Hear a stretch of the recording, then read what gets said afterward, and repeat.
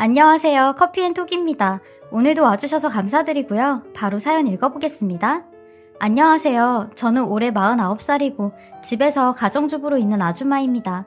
벌써 결혼을 한 지도 20년이 넘었고 연년생 아이 둘을 낳아 키운 것도 10여 년이 넘었어요. 저도 원래는 직장이 있었는데 연년생 아이 둘을 낳고 키우느랴 중간에 직장을 그만두고 쭉 집안일을 했어요.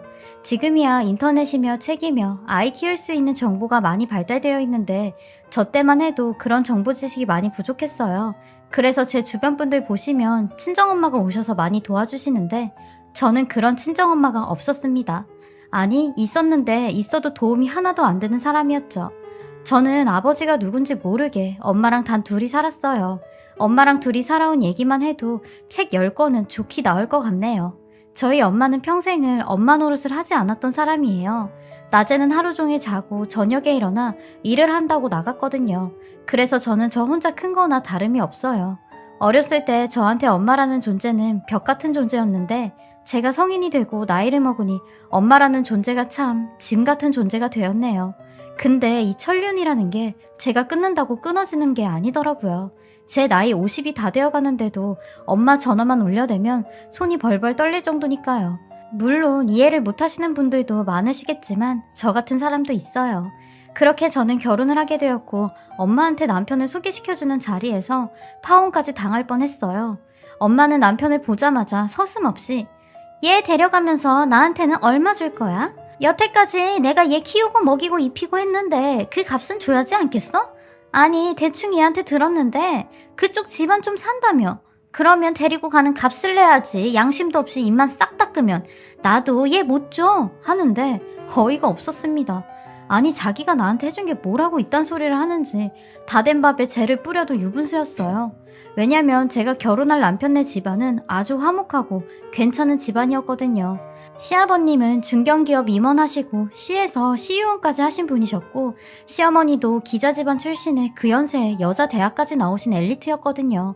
서양화를 전공하셔서 시에서 작가로도 활동하신 분이셨어요. 제가 이런 집안의 남자와 어울리지 않는 거 누구보다 제가 더 잘 알고 있었어요.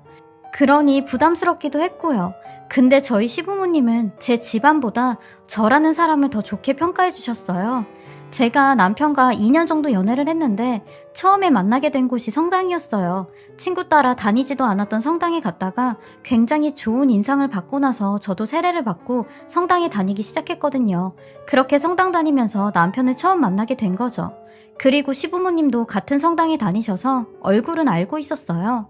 근데 남편과 본격적으로 연애를 하면서 시부모님을 정식으로 뵙게 되었고 그 후로도 자연스럽게 만남을 자주 가졌어요.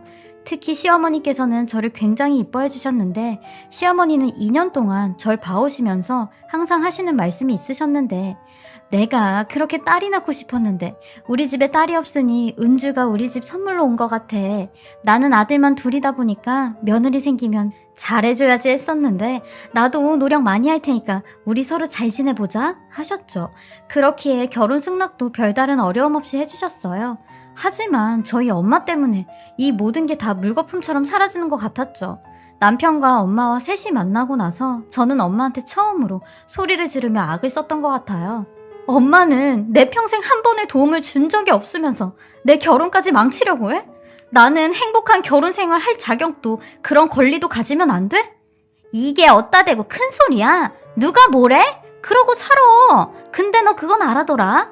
네가 그렇게 산다고 해도 딸은 엄마 팔자 따라가는 거야. 나도 행복하지 않았는데 너 혼자만 행복하려고? 그건 안 되지. 그리고 나는 너 키워준 값만 받는다 이거야. 내가 너 낳고 나서 내 인생이 얼마나 망가졌는지 알아?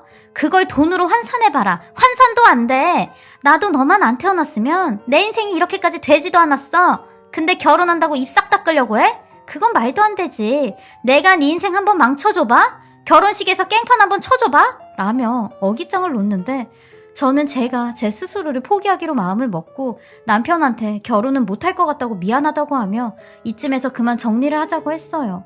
그러니 이 소식을 듣게 된 시어머니가 저희 집을 찾아오셨고 엄마 때문에 결혼을 안 하는 건 말이 안 된다며 저희 엄마를 설득하셨어요. 그런데도 저희 엄마는 아나무인이었죠. 무조건 얘 데리고 가려면 돈 내놔라 하는 시기였어요. 결국 시어머니께서 저희 엄마가 원하는 조건을 다 들어주셨고 어렵게 결혼을 하게 되었습니다. 근데 저희 엄마라는 인간은 제 결혼식 때도 오지도 않았습니다. 그러니 제 쪽 혼주석에는 아무도 없었고 시어머니가 대신 제 혼주석 자리에 앉아 계셨어요. 정말 저희 시어머니는 엄마라는 사람보다 더 엄마같이 절 생각해 주셨어요. 저 또한 시어머니의 이런 마음을 잘 알기에 부모라고 생각하고 정말 잘했습니다. 제가 부모 복은 없어도 시부모님 복은 있었는지 결혼하기 전에는 나는 이번 생은 완전히 버림을 받았구나 라는 부정적인 생각을 했었는데 결혼을 하고 난 뒤에는 내 인생도 최악은 아니구나 라는 생각을 했어요. 그 정도로 정말 행복했습니다.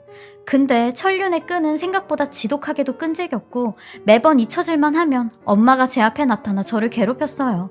심지어는 본인이 요구하는 걸 안 들어줄 때마다 으름장을 놓아야 되는데 제일 만만한 게 저보고 이혼하라는 소리였습니다.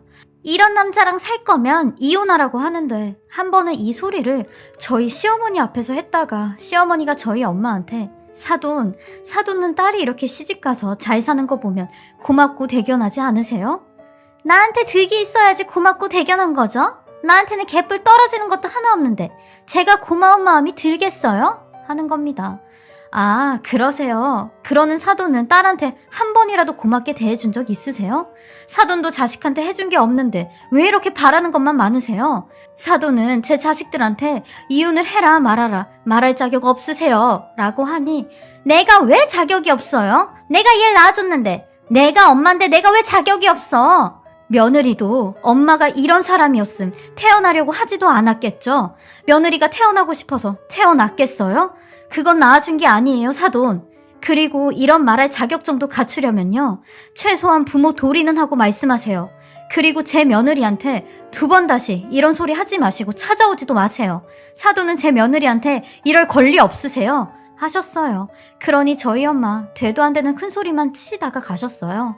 저는 시어머니한테 너무 죄송스럽고 감사하고 어머님 볼 면목이 없다고 말씀을 드리면서 어머님은 이런 제가 싫지도 않냐고 여쭤봤어요. 그러니 시어머니께서 처음 얘기를 하는 거라며 말씀을 해주시는데 저희 남편도 모르는 얘기를 저한테 해주셨어요. 세상에 공주처럼 잘하셨을 줄 알았던 시어머니께서 양녀로 잘하셨대요. 시어머니의 본 부모님 두 분 다 병으로 돌아가시자마자 자식 없는 집에 양녀로 입양이 되었는데 입양된 집에서 그렇게 고생을 많이 하셨대요. 그러니 저한테서 본인 어릴 적 모습이 보였고 제가 너무 안쓰러워서 그렇게 잘해주셨다고 하시더라고요. 부모 없이 자란 서러움을 누구보다 더 잘 알기에 저한테 마음이 많이 갔다고 하시더라고요. 그렇게 결혼 생활 동안 시어머니는 엄마처럼 저를 챙겨주셨고 저도 이런 시어머니를 엄마라고 생각하고 정말 잘해드렸어요. 그리고 저는 친엄마랑 일절 연락도 안 하고 지냈는데 어떤 아저씨를 만나서 살림을 차렸다고 듣긴 했어요. 그러면서 저도 전화번호 바꾸고 아예 인연 끊고 살고 있죠. 어디서 사는지도 모르게 살고 있어요. 속은 시원하지만 언제 또 뭐 때문에 절 찾아올지 마음에 짐 하나를 가지고 항상 두려움 속에 살고 있긴 해요. 그리고 5년 전부터 예쁜 치매를 앓고 계신 시어머니를 모시고 살고 있어요. 시어머니께서는 실제로도 저를 본인 친딸이라고 생각하시고 우리 딸 힘들게 하면 안 된다며 치매에 걸리셨는데도 절 힘들게 하지 않으시죠. 그 정도로 저라는 존재가 시어머니한테 크게 자리를 잡고 있었나 봐요. 그동안 제가 시어머님께 받은 사랑을 이렇게나마 갚을 수 있어 다행이라고 생각을 해요. 그리고 시어머니께서 옛날부터 자주 저한테 하셨던 말씀이 하나 있는데 애미야, 너랑 나랑은 전생의 모녀지간이었나 보다 라는 말이 있어요. 시어머니의 이런 말씀처럼 고부지간이 아닌 모녀지간처럼 돌아가시는 날까지 행복하게 잘 살려고 합니다. 제 자식 평생 사랑이란 걸 처음 알게 해준 가족이니까요. 저의 이런 소소한 사연 들어주시고 읽어주셔서 감사하고요. 다들 행복한 가정 이루시고 평안이 가득하시길 바라겠습니다. 지금까지 살해자분의 글을 읽어보았는데요. 정말 마음속 깊이 훈훈함이 느껴지는데요. 살해자분이 시어머니를 사랑하는 마음과 시어머니가 살해자분을 생각하는 마음이 전부 다 느껴졌습니다. 이심전심이라고 서로 마음이 잘 통하시는 것 같아요. 그리고 살해자분께서 아직 마음에 큰 짐이 하나 있다고 하시지만 그 짐 또한 잘 해결이 되셨으면 좋겠습니다. 살해자분 가정에 항상 행복만 가득하시고 웃음이 넘쳐나시길 바라겠습니다. 지금까지 커피앤톡이었습니다. 오늘도 제 채널을 봐주셔서 감사합니다. 저는 다음 영상으로 또 찾아뵙겠습니다.